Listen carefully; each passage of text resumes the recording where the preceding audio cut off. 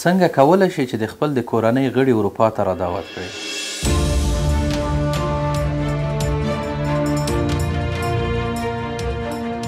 نارینه او ښځینه دواړه کولی شي چې خپل میړه یا خپل ښځه یا خپل نامزاد اروپا ته را دعوت کړي، یا د خپل د کورنۍ هغه غړي چې دوی سره اوله درجه قرابت لري کولی شي چې دوی اروپا ته را دعوت کړي.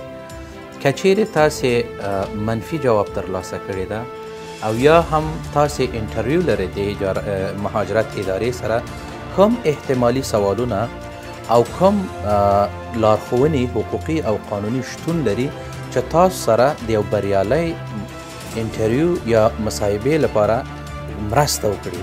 د دې ټولو موضوعاتو لپاره که تاسې غواړئ چې قانوني حل لارې او لارښوونې ولرئ، نو موږ سره په تماس کې شئ. موږ سره د کار لوړ کیفیت